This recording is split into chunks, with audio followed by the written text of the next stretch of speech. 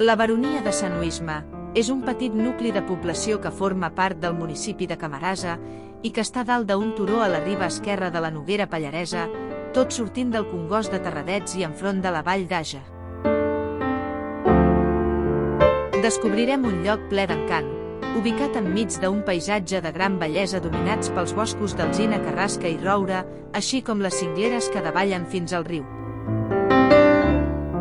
És un conjunt històric que està format per una desena de cases, les restes d'un castell amb una imponent torre de l'homenatge i una església romànica.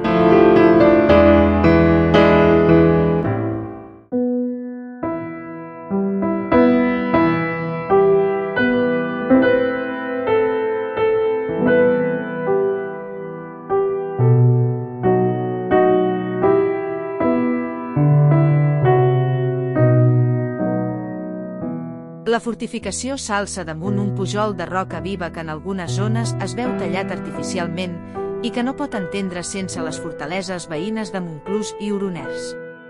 Tot fa pensar que la torre del castell de Sanuisme tenia el seu origen en l'època andalusina i que formava part d'una potent xarxa de més de 50 punts de guaita i defensa que hi havien entre Balaguer i la serralada del Montsec. Aquesta organització militar només es podria aixecar i mantenir des d'una estructura estatal poderosa com ho va ser el califat de Còrdova fins inicis del segle XI. Sanuisme tenia l'objectiu de vigilar les incursions dels veïns del nord, darrere el pas de Terradets i defensar les valls del sud, el Segre i l'Ebre que es governaven des de Lleida, Tortosa i Saragossa. Es desconeix quan s'ocupa Sanuisme, tot i que alguns autors li atribueixen a Arnau Mir de Tost, quan conquerí la vall d'Àger amb el comte d'Urgell Ermengol II, l'any 1034.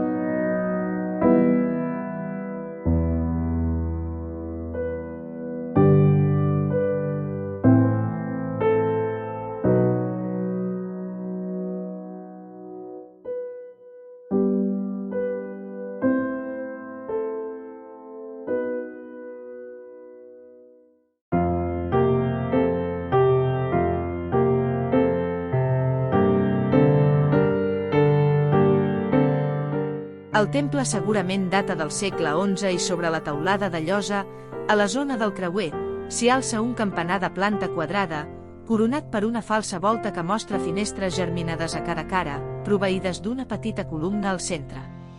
En l'època en què va ser construïda aquesta església, en la plena edat mitjana, l'art romànic constitueix un estil unitari i internacional, compartit per tota la cristiandat, i això serà així fins al segle XIII, raó per la que se'l coneix com a el primer estil internacional. A fora, en la cara nord, hi ha el testimoni d'una petita sagrera, un espai inviolable al costat del temple i sota protecció eclesiàstica, que va esdevenir en cementiri de la comunitat.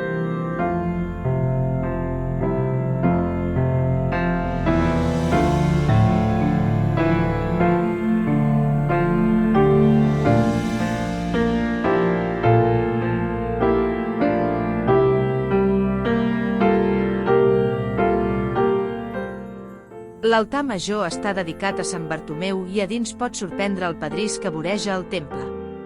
En els primers cultes cristians, els fidels seien al voltant del sacerdot i no en l'espai central com es fa des del Concili de Trento.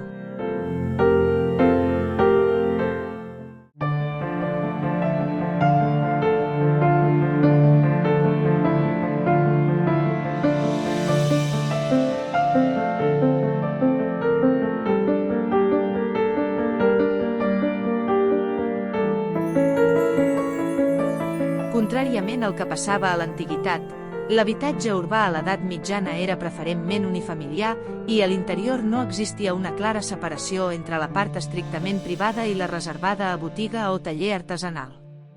A la planta baixa, immediatament després de l'entrada, un espai de distribució precedia una estança àmplia on normalment feia vida la família sencera. Al costat estava la cuina, on es menjava i sovint aquesta peça donava a un petit pati on hi havia els sanitaris. El primer pis es destinava a dormitori. El sistema de calefacció consistia en una llar de foc central a més de brasers portàtils. A l'alta edat mitjana, abans de fer servir vidrieres, els interiors eren foscos, atès que les finestres es tancaven amb paper o tela impregnats de substàncies diverses.